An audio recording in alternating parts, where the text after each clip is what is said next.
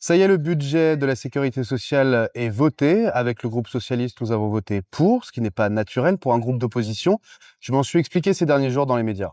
Est-ce que vous l'assumez? Certains vous disent: «Attendez, vous êtes la béquille du macronisme et quelque part, vous participez au maintien de Sébastien Lecornu à Matignon en votant ce texte». Eh bien, nous sommes la béquille, et nous l'assumons totalement, de la sécurité sociale en France. Dans cette assemblée éclatée, où il n'y a de majorité pour personne, nous avons accepté de nous mettre à la table des négociations pour arracher des victoires pour les Françaises et les Français. Ce n'est pas pour autant un budget de gauche, mais nous sommes parfaitement satisfaits des victoires que nous avons obtenues. À la fois les recettes supplémentaires, donc cette CSG, notamment sur les revenus des dividendes, et donc la suspension évidemment de la réforme des retraites. Donc il y a un certain nombre d'avancées que nous avons obtenues. C'est la raison pour laquelle nous sommes effectivement satisfaits de cette séquence de négociations.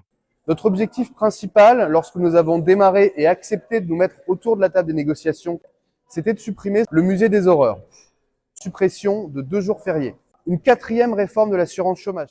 C'était surtout l'année blanche. L'année blanche, qu'est-ce que ça veut dire? Ça veut dire une année noire pour les Françaises et les Français, la non-indexation des retraites, la non-indexation des prestations sociales, le RSA, allocation adulte handicapé, qui n'allait pas augmenter, et donc avec l'inflation, par effet mécanique, allait faire baisser le pouvoir d'achat de ces Françaises et de ces Français.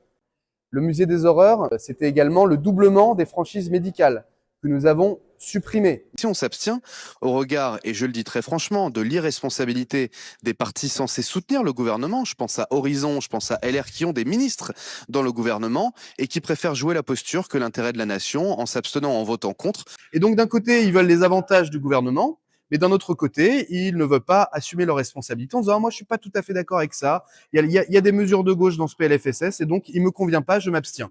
Ce sont les mêmes partis qui nous font la leçon du matin au soir sur les déficits publics en disant que c'est gravissime, qu'il faut être responsable, qu'il faut s'en occuper. Et bien là, on a ces mêmes députés qui s'apprêtent à faire prendre le risque que ce budget de la sécurité sociale ne passe pas et que le déficit se creuse à hauteur de 30 milliards pour des postures politiques ayant comme seul horizon leur tactique, leur stratégie pour les élections présidentielles. Je rappelle que LR a sa candidate à la mairie de Paris qui est ministre de ce gouvernement. Horizon a Naïma Mouchou qui est une responsable, une haut cadre d'Horizon et qui est la responsable d'Horizon dans mon département, le Val d'Oise. Et donc cette suspension n'est évidemment que fictive. Écoutez, le procès en t'es pas de gauche parce que tu penses pas comme moi, on a un peu l'habitude avec la France Insoumise. Nous n'avons aucune leçon à recevoir. Nous avons été élus pour la protection des classes moyennes et populaires. Nous avons été élus sur la défense du service public. Quel est le vote qui soutient les services publics aujourd'hui? Quel est le vote qui soutient les Françaises et les Français aujourd'hui? Et qu'est-ce que vous répondez aux électeurs de gauche, que d'ailleurs les insoumis, c'est ce que disent aussi les insoumis, qui disent finalement si les socialistes votent le budget de la sécurité sociale, ça veut dire que vous soutenez le gouvernement? Ce raisonnement tient quand il y a une majorité absolue, une minorité absolue. C'est vrai que c'est un petit peu la tradition, voter le budget veut dire faire partie de la majorité. C'est mon cas dans mon conseil municipal à Montmorency. Je suis dans l'opposition, je voterai contre le budget. Si je votais pour, je serais dans la majorité. On est 6 sur 35. Donc vous voyez qu'il y a une majorité stable. Là, ça n'est pas le cas ici. Quand vous avez 3 tiers, il faut bien qu'il y ait une opposition qui accepte de laisser passer un budget, sinon il n'y a jamais de budget possible. Je pense que les Français savent mieux compter que les insoumis.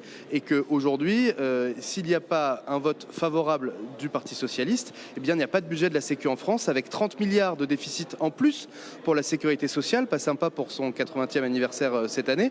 Et puis en plus, il y a 0% d'augmentation d'ONDAM. On trouvait que 1,36 n'était pas assez. On a obtenu 1 milliard de plus pour l'hôpital. Ce sera même 4 milliards de plus pour l'hôpital, annonce le gouvernement aujourd'hui. S'il n'y a pas de budget de la Sécu, c'est 0% d'augmentation de l'ONDAM et donc avec l'inflation, une perte sèche pour les eaux publiques. Donc quand on est de gauche, on fait en sorte que la nation ait un budget de la sécurité sociale.